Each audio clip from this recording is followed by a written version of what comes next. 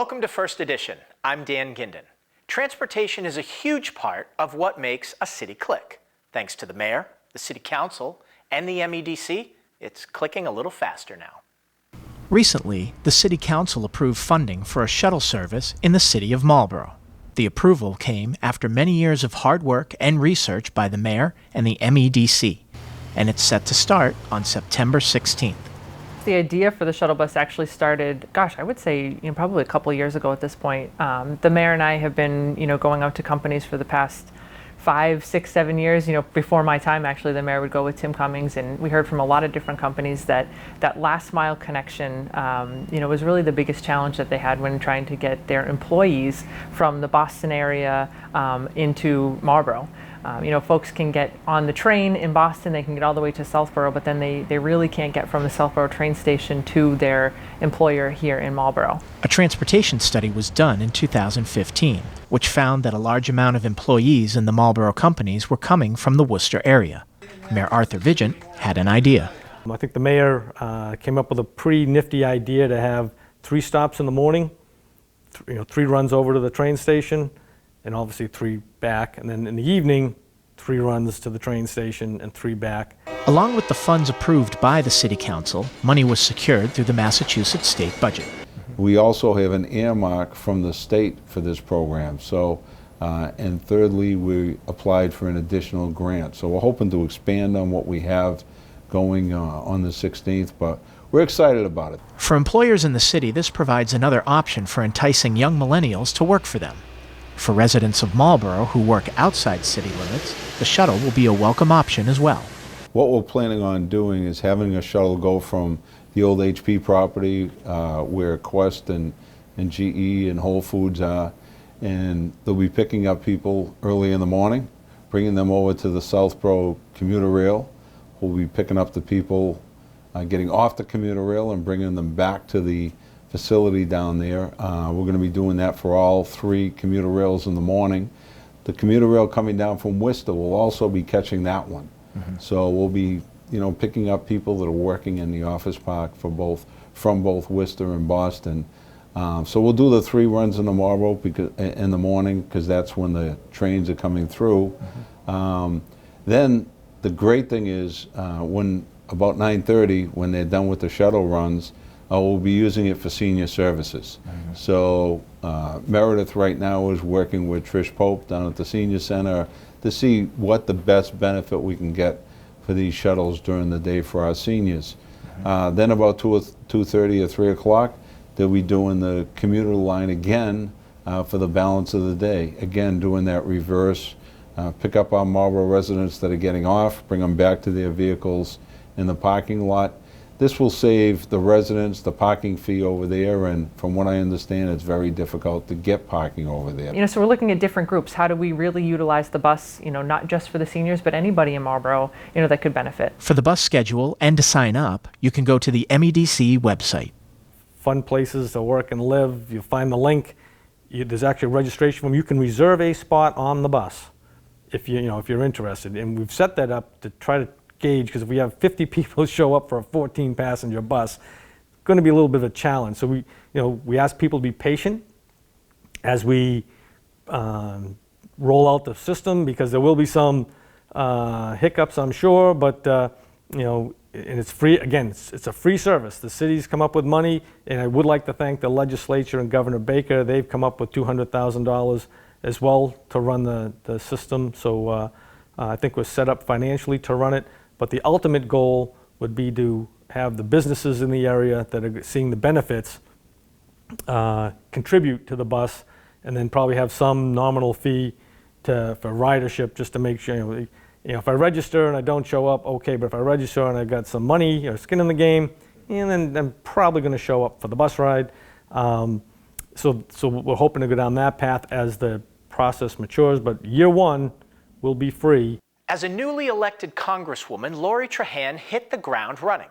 Her short time in office has been very busy. We caught up with her on a quick break and spent a few good minutes with her. Let's start just talking about your experience in Washington so far. We think you've hit the ground running, and you're a super freshman. So can you talk about that? Yeah, so it's helpful that I did serve on the Hill as a staffer because it's a lot, right? You take that oath of office, and this year was a unique year. It was in the middle of a government shutdown. It was in the aftermath of the Merrimack Valley gas explosions, and so we had no choice but to hit the ground running. We had constituent services that were up and running on day one, answering the phones and solving cases, right? Just getting really scrappy about where to go to for resources and help. And it in Washington, the same thing. We didn't get distracted by a lot of the, look, there's plenty of distraction in Washington. But, we knew we wanted to get on Armed Services Committee and the Education and Labor Committee. We knew that that's where we were going to do a bunch of our work, whether it's helping innovation thrive here in Massachusetts through the relationship it has with the DoD and the Pentagon, or I ran on making college more affordable, opening up lanes for our vocational and technical high schools and our community colleges. So we just put our head down and we stayed focused on what we needed to do those first few months. And so I'm glad you translated that into hit the ground running, because it was by design. Yeah, perfect. Well, you just alluded to the Merrimack Valley settlement. That's come through. Can you talk a little bit about what the next steps are? Sure. Yeah. So there was a $143 million settlement for families and businesses affected by the Columbia gas explosions back in September of last year. It by no means cures the pain of the region, but it's helpful, right? I mean, people need to access these resources. There will be awards given by the plaintiffs' attorneys, and so we're going to monitor that closely to make sure that folks are getting what they deserve, and that these businesses are continued to be made whole. We've been intimately involved in the claims process and helping facilitate that throughout this process. And then certainly we've been involved in making sure another explosion like this never happens again. We've filed legislation with Senator Markey, making sure that we have a pipeline safety bill, and then we've got standards in place based on the lessons we learned in Lawrence, Andover, and North Andover. And then I'd just say one thing. I know Marlborough is a ways away from the impacted communities, but there is a concerted effort by folks up here to ensure that we get back to supporting those businesses. It's called Rock the Register, but if there's anything that we could do with our discretionary income, it's support a business that has just had a really tough year, and whether it's a restaurant or a bodega in Lawrence or a gift shop in North Andover, they really benefit from seeing that business come back. We'll stick with the Merrimack theme and talk a little bit about the Merrimack River. Back in May, you introduced legislation to support the cleanup of rivers, and that's throughout the country. But let's talk a little bit about the Merrimack River itself. Yeah, so in my lifetime, I've seen the Merrimack, sort of get clean, right? To the extent that folks are swimming in it, and it's the drinking water for 600,000 residents in the area. To now, that's being threatened. There's 800 million gallons of raw sewage getting dumped into that river on an annual basis. Municipalities can't keep up with those investments that need to be made because they're to the tune of billions of dollars to these wastewater treatment facilities. And so I have a bill. It's the Combined Sewerage Overflow Stop Sewerage Act. And it turns out there are people all over the country that need investment in their infrastructure, in their water infrastructure. And if you just step back and think about how vital and how basic clean air and clean water are to our communities, these are investments that the federal government should be making. In fact, in my lifetime, the reason why the Merrimack became so clean was because of federal dollars flowing and making those investments. And so I think it's there's a lot of pressure right now on cities and towns, and they can't afford it. Even the state revolving fund that we have for water, it's a loan program. We're making that a grant program, and we're increasing it from 0 to $91 million.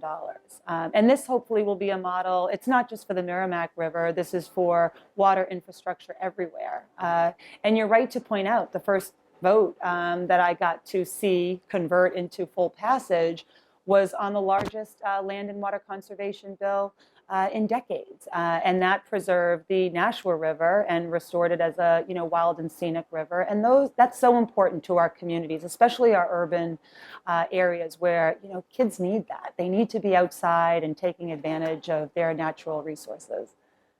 Now, I know one of your top priorities is opioid, the drug abuse and all that.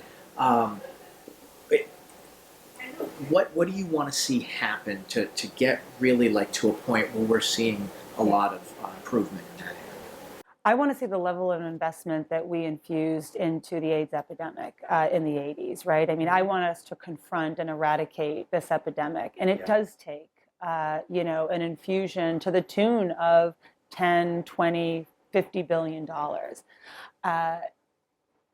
If we're not going to do that, if we have to wait for that, there's definitely things that we can do right now that aren't controversial and that, frankly, don't cost money. Right now, we have a bill for, safer prescribing standards, so that we have people who are educated in prescribing a narcotic like an opioid. We also have a bill to help with the waiver on medically assisted treatment. A lot of times, primary care physicians meet someone who's struggling with addiction, and whether it's their primary care visit or in a clinic or in an emergency room or whatnot, and they don't actually have the training to help that person.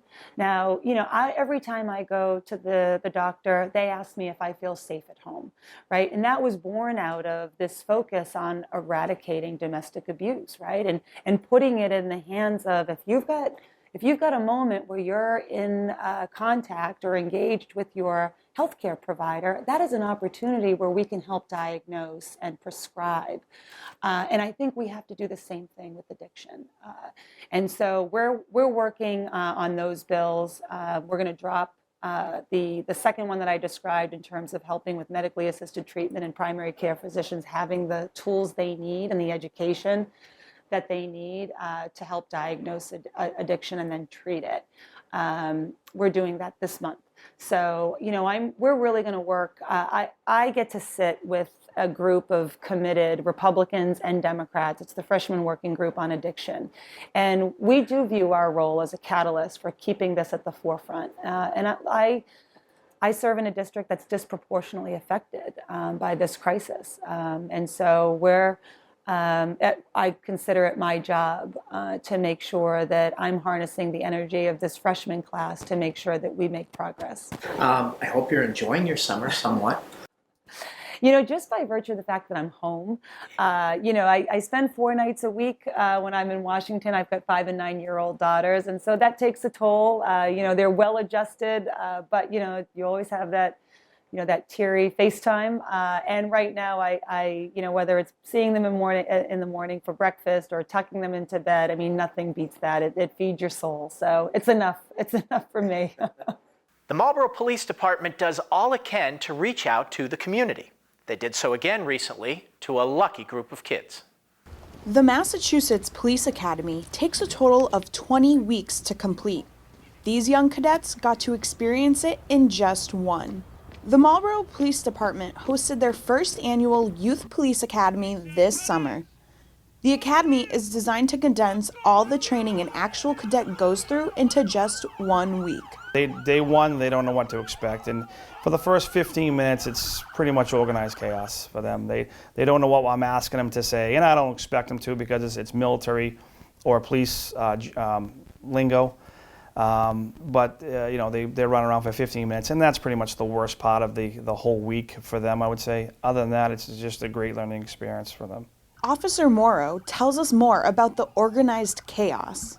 I turned on the lights and blasted the siren for about 15 to 20 seconds, just again to add to the organized chaos. And some of the officers yelling, I get the sirens, 3 or 4 different sirens and the lights, and it was a little tough for them. Again, some of them haven't been maybe they're yelled at by the parents a little bit, but as far as like discipline and structure, at 11, 12 years old, that's can be a tough age for them to actually, develop some structure, some discipline in their life. So they come here, and that's kind of what we do. We teamwork and discipline, structure, respect, and we kind of emphasize that all week, especially the teamwork part of it. After the organized chaos, the cadets received their free t-shirts, hats, and water bottles.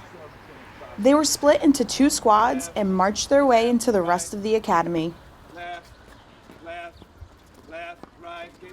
First stop on the list was a tour of the police station. Also on the computer. From where the paperwork gets done to seeing where they take the prisoners and the cells they are held in. They're usually put in that chair right there. Detective Cox even gave the cadets a little scare.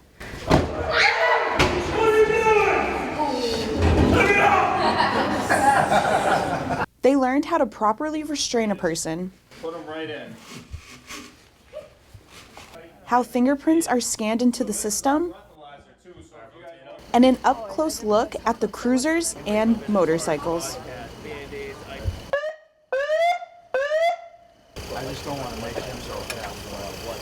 They even got to see a K-9 demonstration.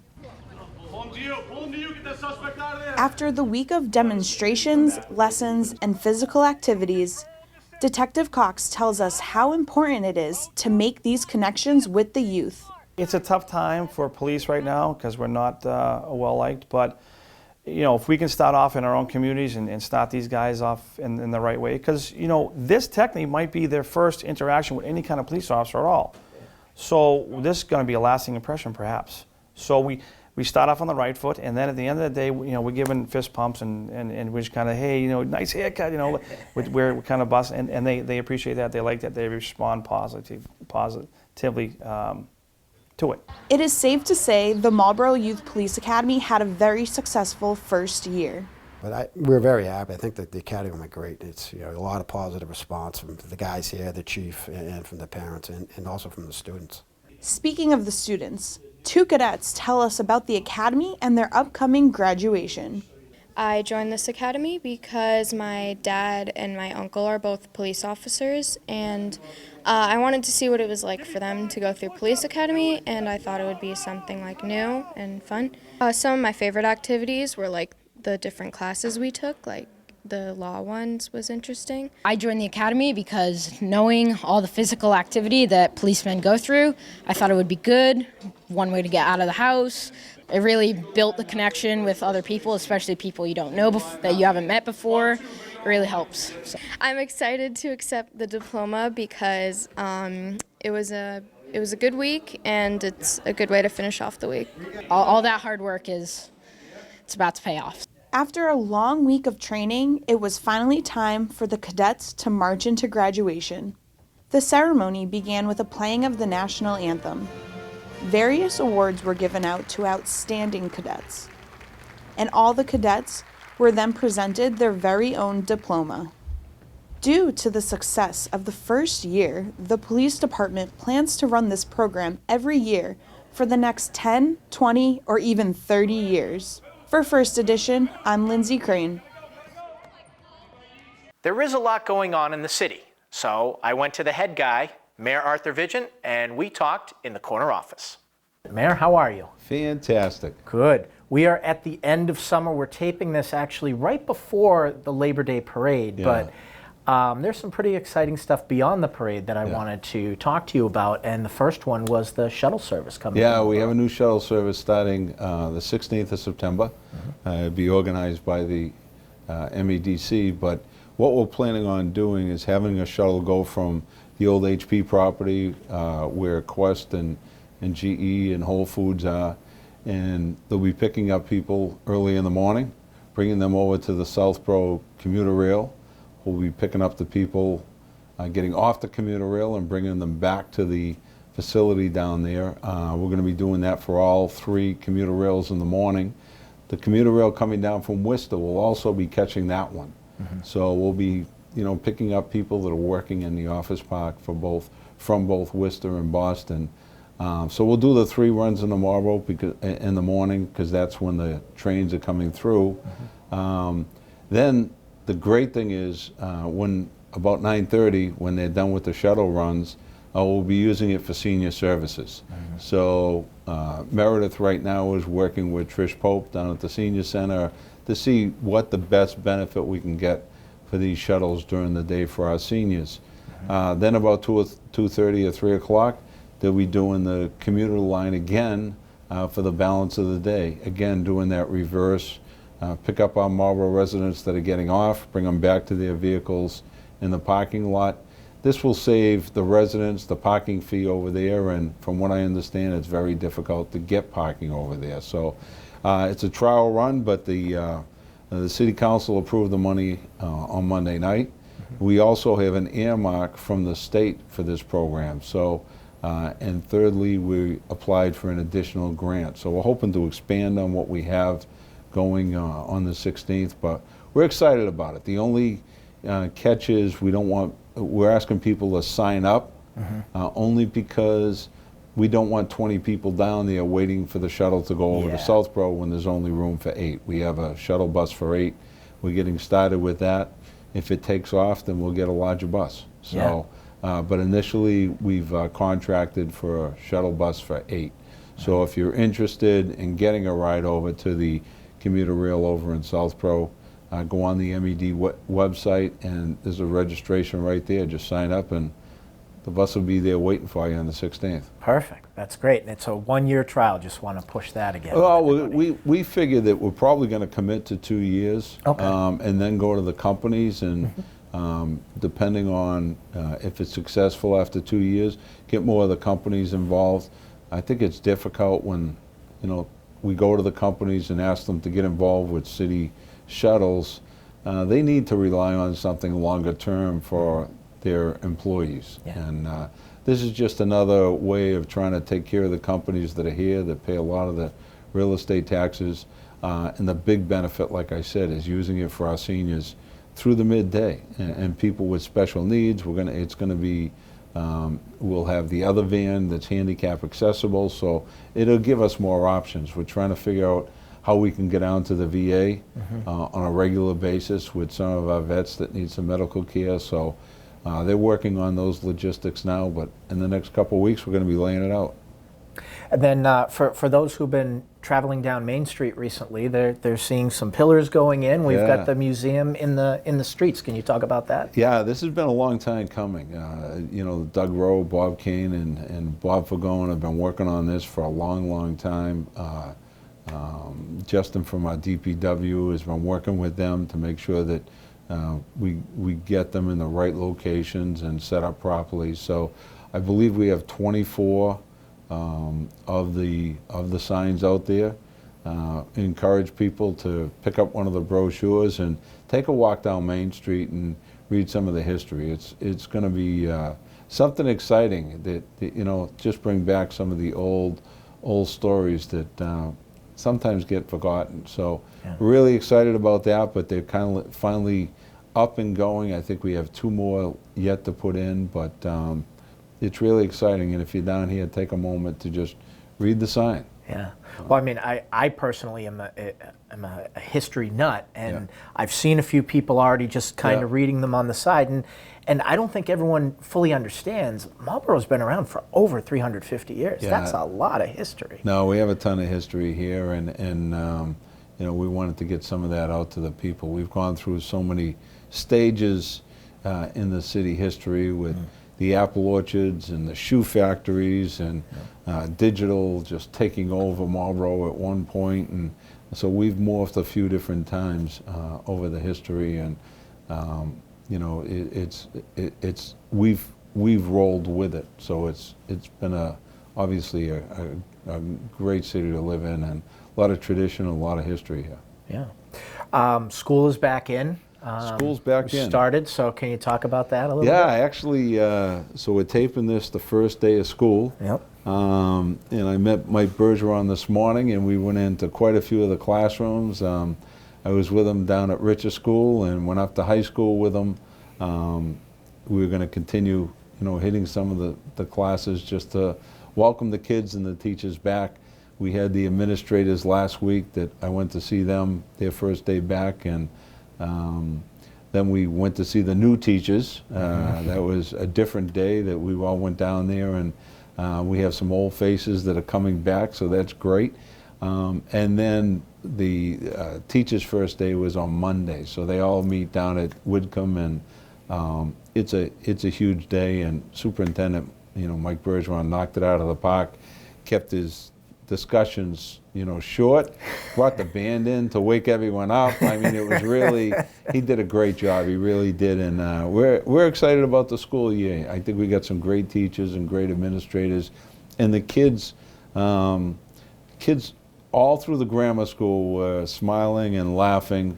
You get up to high school, they're still trying to figure out why they had to come back from the summer, but it's going to be a great year. So. Yeah, and they're still half asleep too. And right? they're still half asleep. But I guess it doesn't matter if you start school at 10 o'clock or 7 o'clock. They're going to be half asleep.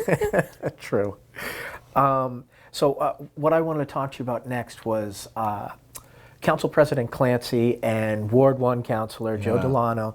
They both announced that they're not going to seek reappointment. So can you talk first? Let's start with Ed. Talk about what he's meant. No, I've been. I was on the council for many years with Ed Clancy. He's done a tremendous job. Still part of our Conservation Commission, but he's going to really be missed. I mean, we have our regular meetings before council meetings every couple of weeks. We talk almost daily about issues that are down there, making sure they're informed of things that we're doing up here. So we have great communication, but he just felt it was time. He put in his time as a teacher and administrator and Conservation Commission officer, right. and now as a city councilor. He's been the president for a number of years, and he's going to be missed. He really is. It's going to be tough to fill his spot up there. It'd be interesting to see who the council elects as their president next year. Right. And then Joe Delano also being in Ward 1 for many, many years. Yeah, Joe, I don't know if Joe's ever had a race. It's kind of funny. He's done a great job down in Ward 1. Every time we talk about bonding and coming up with money for the different wards throughout the city, I try to sit down with councilors to see what's important to them in their wards. Joe's been beating the drum. Prior to that was Robert Katz to get that Sudbury Street project done. It's been many, many years. We've done pieces of it because when we started doing it, it was a $22 million project. Wow. So we've been biting off little pieces along the way, but Joe's been a real driver in keeping that going. He's really just taken over urban affairs, and every project that comes to the city, he has his thumbprint on, and he puts in a tremendous amount of time, and hopefully, whoever takes those seats, they're willing to put some time in, because Joe's one that really dedicates a lot of time to the city. So he's going to be really missed, someone that I spent a lot of time working with when I was down there. But his feeling is he made a commitment to his family to call it a day, and he told me that the last 2 elections, so I thought maybe I could pull off one more in them, but he said, no, I changed my mind on them twice. I'm not going to do it again. So both of them will be really missed in the city. Yeah, definitely. Well, Mayor, I know it's been crazy busy up here, so we appreciate your time. Thank you very busy much. time, but thank you very much for coming up, and looking forward to a great fall. For more stories on the Marlborough and the Metro West area, keep tuning in to First Edition. Plus, you can check out the latest news every week on WMCT News. Of course, you can always check in on us on Facebook and other social media outlets. I'm Dan Ginden. Thanks for watching First Edition here on WMCT-TV.